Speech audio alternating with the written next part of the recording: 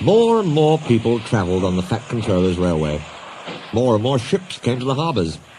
Everyone had to work very hard indeed. The trucks complained bitterly, but then trucks always do, and no one takes much notice. The coaches complained too. No sooner had they arrived with one train than they had to go out again with fresh passengers as another. "We don't know whether we're coming or going," they protested. "We feel quite distracted." "No one can say," grumbled Henry, "that we're afraid of hard work, but we draw the line at goods trains," finished Gordon. "Dirty trucks, dirty sidings, ugh," put in James. "What are you boiler-aching about?" asked Duck. "I remember on the Great Western, that tin pot railway." "Tin pot indeed! Let me tell you—" "Silence!" ordered a well-known voice. "Let me tell you that an engine for goods work will arrive from Scotland tomorrow." The news was received with acclamation.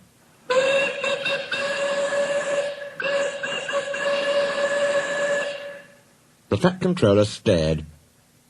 "Did you say 2 engines, Inspector?" "Yes, sir." "Then send the other back at once." "Certainly, sir." "But which?" The Fat Controller stared again. "Engines have numbers, Inspector," he explained patiently. "We bought number 57646. Send the other one back." "Quite so, sir, but there is a difficulty." "What do you mean?" "The 2 engines are exactly alike, sir, and have no numbers. They say they lost them on the way." The Fat Controller seized his hat. "We'll soon settle that nonsense," he said grimly. The 2 engines greeted him cheerfully. "I hear you've lost your numbers," he said. "How did that happen?" "The mourner slyly slip it off, sir. You ken how it is." The engines spoke in chorus. "I know. Accidentally, on purpose." The twins looked pained. "Sir, you wouldn't be thinking we lost them on purpose." "I'm not so sure," said the Fat Controller. "Now then, which of you is 57646? "Oh, that, sir, is just what we canna mind." The Fat Controller looked at their solemn faces. He turned away. He seemed to have difficulty with his own. He swung round again. "What are your names?" "Donald and Dougie, sir." "Good," he said. "Then your controller can tell me which of you is which." "Oh, you'll get no muckle help for him, sir." "Why?" "He didn't ken our names, sir. How could he? We only given ourselves names when we lost our numbers." "One of you," said the Fat Controller, "is playing truant. I shall find him out and send him home. Inspector," he ordered, "give these engines numbers and set them to work." He walked sternly away. Soon workmen came to give the twins their numbers. Donald was 9 and Douglas 10. When the men went away, they were left alone in the shed. "You may have noticed, Dougie, that yon painters forgot something." "What did they forget?" "They painted braw new numbers on our tenders, but they put none on us." Donald winked broadly at his twin. "You mean," grinned Douglas, "that we can—" "Just that," chuckled Donald. "Who'd you wished? Here's the Inspector." "No 9 and 10, smiled the Inspector. "Here's Duck. He'll show you round before you start work." The twins enjoyed themselves, and were soon friends with Duck. They didn't mind what they did. They tackled goods trains and coaches easily. For once the twins had shunted them, trucks knew better than to try any tricks. "We like it fine here," said Donald. "That's good," smiled Duck. "But take my tip. Watch out for Gordon, Henry and James. They're sure to try some nonsense." "Dinna fash yourself," chuckled Douglas. "We'll soon settle them." Donald and Douglas had deep-toned whistles. "They sound like buses," said Gordon. "Or ships," sniggered Henry. "Tugboat Annie," laughed Gordon. "Ha, ha, ha." Donald and Douglas cruised quietly up, one on each side. "You wouldn't be making fun of us, would you now?" asked Donald. Gordon and Henry jumped. They glanced nervously from side to side. "No," said Gordon. "No, certainly not," said Henry. "That's fine," said Douglas. "Now just mind the both of ye, and keep it that way." That was the way Gordon and Henry kept it. Every day, punctually at 3:30, Gordon steams in with the express. It is called the Wild Nor'Wester, and is full of people from England, Wales, and Scotland. There is also a special coach for passengers travelling to places on Thomas's branch line. When the other coaches are taken away empty, engines have to remember to shunt the special coach to the bay platform. It doesn't wait there long. Thomas, with Annie and Clarabelle, comes hurrying from the junction to fetch it. Thomas is very proud of his special coach. One afternoon, Douglas helped Duck in the yard, while Donald waited to take a goods train to the other end of the line. As Duck was busy arranging Donald's trucks, Douglas offered to take away Gordon's coaches. Douglas was enjoying himself, when an awful thought struck him. "I hope the Fat Controller doesn't find out I shouldn't be here. I couldn't abide going back." He worried so much over this that he forgot about Thomas's special coach. He pushed it with the others into the carriage siding, then ambled along to join Donald at the water column. As he went, Thomas scampered by, whistling cheerfully. Soon Thomas came fussing. "Where's my coach?" "Coach?" asked Donald. "What coach?" "My special coach that Gordon brings for me. It's gone. I must find it." He bustled away. "Losh sakes," said Douglas. "I mourn have stowed the special coach with the others." "You see that?" exclaimed Donald's driver. A mob of angry passengers erupted from the siding. "They're complaining to the Fat Controller.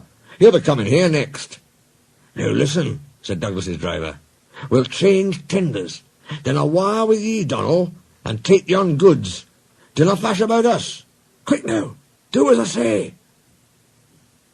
The Fat Controller and 3 passengers walked towards them.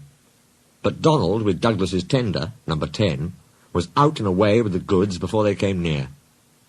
Douglas and his driver waited with innocent expressions. "Ah," said the Fat Controller, "number 9. And why have you not taken the goods?"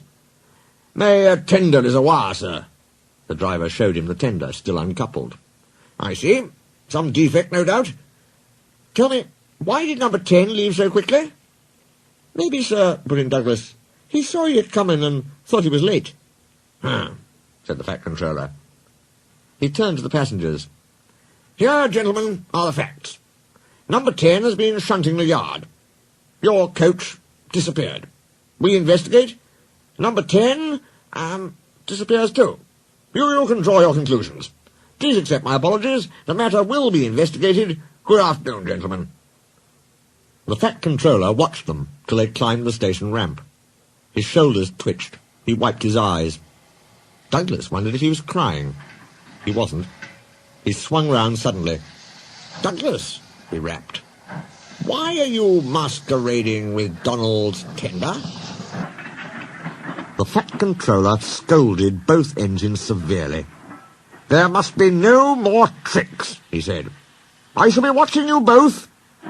I have to decide which of you is to stay." He strode away. The twins looked glum. Neither wanted to stay without the other. They said so. "Then what's to do?" wondered Douglas. "Och," said Donald, "each mun be as good as the other. Then he'll have to keep us both." Their plan was good, but they'd reckoned without a spiteful brake van. The van had taken a dislike to Douglas. Things always went wrong when he had to take it out. Then his trains were late, and he was blamed. Douglas began to worry. "You're a muckle nuisance," said Donald one day. "It's to leave ye behind I'd be wanting." "You can't," said the van. "I'm essential." "Och, aye!" Donald burst out. "You're nothing but a screeching and a noise when all's said and done. Spite Dougie, would ye? Take that!" "Ow, ow, ow!" cried the van. "Who'd you weest?" said Donald severely. "There's more coming if you misbehave." The van behaved better after that. Douglas's trains were punctual, and the twins felt happier. Then Donald had an accident. He backed into a siding. The rails were slippery. He couldn't stop in time and crashed through the buffers into a signal box. One moment, the signalman was standing on the stairs. The next, he was sitting on the coal in Donald's tender. He was most annoyed. "You clumsy great engine," he stormed. "Now you must stay there. You've jammed my points. It serves you right for spoiling my nice new signal box." The fat controller was cross too. "I am disappointed, Donald," he said. "I did not expect such clumsiness from you. I had decided to send Douglas back and keep you." "I'm sorry, sir." But Donald didn't say what he was sorry for. We know, don't we? "I should think so too," went on the fat controller indignantly. "You have upset my arrangements. It is most inconvenient. Now James will have to help with the goods work, while you have your tender mended. James won't like that." The fat controller was right. James grumbled dreadfully. "Anyone would think," said Douglas, "that Donald had his accident on purpose. I heard tell," he went on, "about an engine and some tar wagons." Gordon and Henry chuckled. "Shut up," said James. "It's not funny." Well, said Douglas innocently. "Surely, James, it wasn't he? He didn't say." James didn't say. He was sulky next morning and wouldn't steam properly. When at last he did start, he bumped the trucks hard. "He's cross," sniggered the spiteful brake van. "We'll try to make him crosser still." "Hold back," whispered the van to the trucks. "Hold back," giggled the trucks to each other. James did his best, but he was exhausted when they reached Edward Station. Luckily, Douglas was there. "Help me up the hill, please," panted James. "These trucks are playing tricks." "We'll show 'em," said Douglas grimly. Come on, puffed James crossly. Get moving, you, puffed Douglas from behind. Slowly but surely the snorting engines forced the unwilling trucks up the hill. But James was losing steam. "I can't do it, he panted. Leave it to me, shouted Douglas. He pushed and he puffed so furiously that sparks leapt from his funnel. Groaned the van. I wish I'd never thought of this. It was squeezed between Douglas and the trucks. Go on, it screamed, but they took no notice. The guard was anxious. Go steady, he yelled to Douglas. The van's breaking. It was too late. The guard jumped as the van collapsed. He landed safely on the side of the line. I might have known it would be Douglas. I'm sorry, sir. Maybe I was clumsy, but I wouldn't have been beaten by yon tricksy van. I see, said the fat controller. Edward brought workmen to clear the mess. Douglas was grand, sir, he said. James had no steam left, but Douglas worked hard enough for 3. I heard him from my yard. 2 would have been enough, said the fat controller dryly. I want to be fair, Douglas, he went on. I admire your determination, but I don't know. I really don't know. He turned and walked thoughtfully away. He'll send us a wire for sure, Donald. I'm thinking you're right there, Dougie. The luck's aye been against us. An engine dinna ken what to do for the best. Snow came early that year. It was heavier than usual. It stayed, too, and choked the lines. Most engines hate snow. Donald and Douglas were used to it. They knew what to do. Their drivers spoke to the inspector, and they were soon coupled back to back with a van between their tenders. Then, each with a snowplough on their fronts, they set to work. They puffed busily backwards and forwards, patrolling the line. Generally, the snow slipped away easily, but sometimes they found deeper drifts. Then they would charge them again and again, snorting, slipping, puffing, panting, till they had forced their way through. Presently they came to a drift which was larger than most. They charged it, and were backing for another try. There was a feeble whistle. People waved and shouted. "Losh sakes, Donald! It's Henry! Dinna fash yourself, Henry! Bide a wee! We'll have you out!"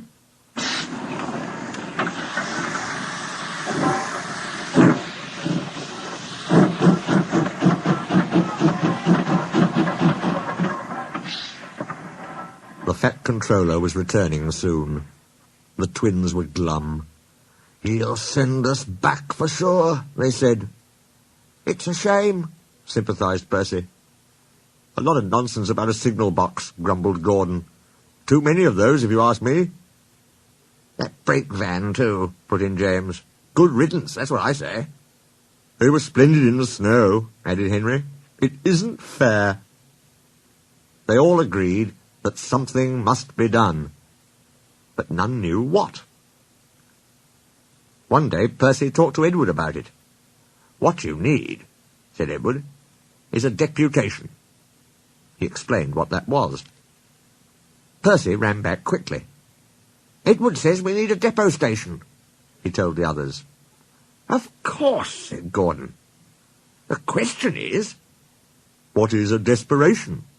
asked Henry. "It's when engines tell the Fat Controller something's wrong and ask him to put it right." "Did you say, tell the Fat Controller?" asked Duck thoughtfully. There was a long silence. "I propose," said Gordon at last, "that Percy be our, disputation." "Hi!" squeaked Percy. "I can't." "Rubbish, Percy," said Henry. "It's easy." "That's settled then," said Gordon. Poor Percy wished it wasn't. "Hello, Percy. It's nice to be back." Percy jumped. Some trucks went flying. Yes, sir, please, sir." "You look nervous, Percy. What's the matter?" "Please, sir, they've made me a desperation, sir. To speak to you, sir. I don't like it, sir." The Fat Controller pondered. "Do you mean a deputation, Percy?" he asked. "Yes, sir, please, sir. It's Donald and Douglas, sir. They say, sir, that if you send them away, sir, they'll be turned into scrap, sir. That'll be dreadful, sir. Please, sir, don't send them away, sir. They're nice engines, sir." "Thank you, Percy. That will do." He walked away. "I had a deputation yesterday," said the Fat Controller. "I understand your feelings, but I do not approve of interference." He paused impressively. "Donald and Douglas, I hear that your work in the snow was good. What colour paint would you like?" The twins were surprised. "Oh, blue, sir, please." "Very well, but your names will be painted on you. We'll have no more mistakes." "Thank you, sir. Does this mean that the both of us—" The Fat Controller smiled. "It means—" But the rest of his speech was drowned in a delighted chorus of cheers and whistles.